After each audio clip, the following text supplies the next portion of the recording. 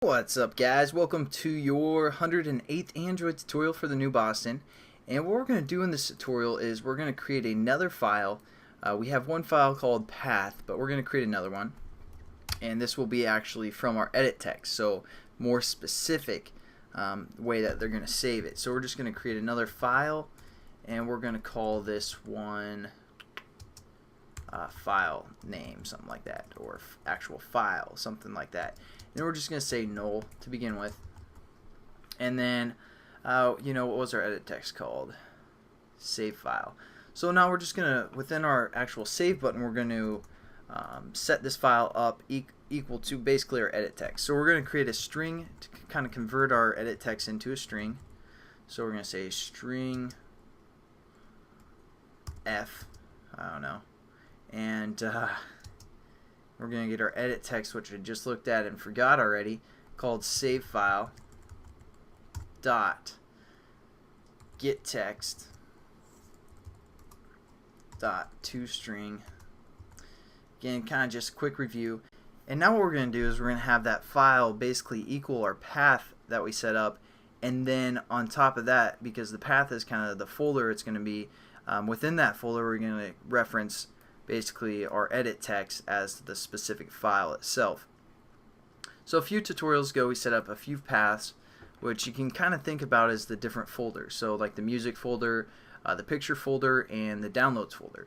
So we need our file to kind of reference which folder it is and then which specific path it is. So what we're going to do here is basically say our file and say equal to new file, and we're familiar with just a string reference of some sort, something like that, but we want to also refer to our path. So there's another file constructor that we can use that takes two parameters. One for basically, you can think of the path or the folder, however you guys want to think about it, and then for the second parameter, the actual specific whatever .jpeg or something like that, PNG. So since we're using our our F here for our actual edit text, we're just going to say F here. So that's going to create a file for us in, again, our path location with the specific file name from our edit text. Pretty simple for the most part. And now what we want to do is, again, we're going to kind of check to make sure we can read and write everything.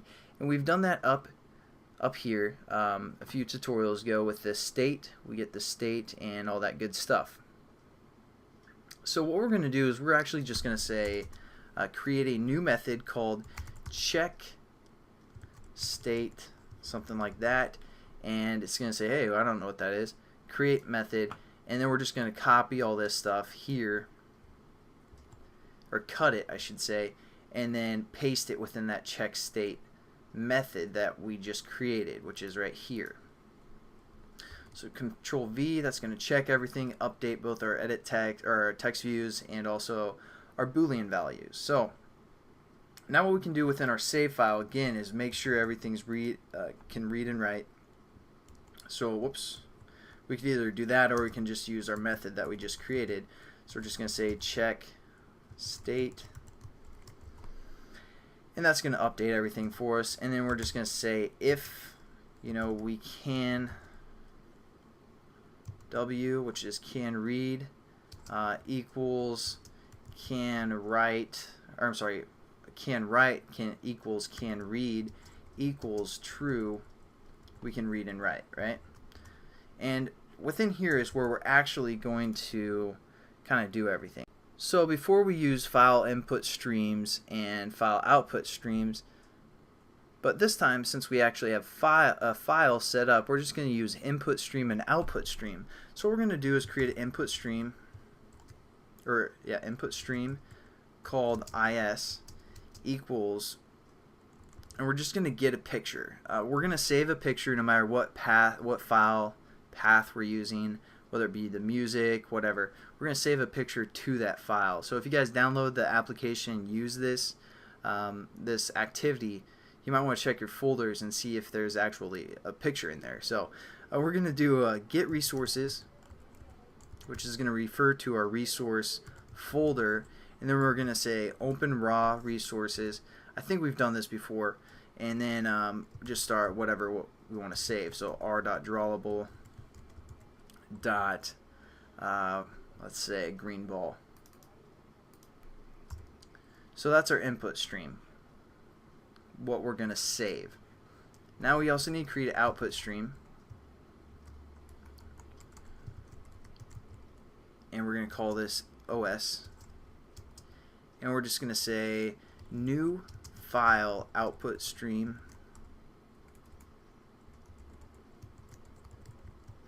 and we're going to refer to our file that we set up right here. So we're going to say file. Then we just got to import both our file output stream and our file and our output stream. And again, we're going to have to surround this with a try and catch. So let's open up our try brackets a little bit more and just throw our input stream in there as well. What we need to do again is set up a byte array that's going to kind of read all of our data for us. So we're just going to, set up a byte array, call it data, and this is going to be equal to new byte array. And within the parameter, we're going to give it our input stream, and we just say dot available again. So nothing too new there. And it says we just need to add a catch clause to our surrounding try, so we're just going to click that, adds the input output exception.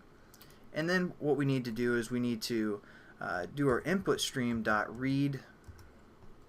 With the parameters, we're going to give it our byte array. Looks kind of familiar to the last tutorial we just read, except this time we are in a while loop, so yeah, that's fine. And we're also going to write it to our output stream, so we're going to say write, and we're going to write data, and then we just need to close both our input and our output stream. So just close and output stream close. And we're pretty much done. I mean, this is going to save a picture to one of our path files and to the specific location of our edit text.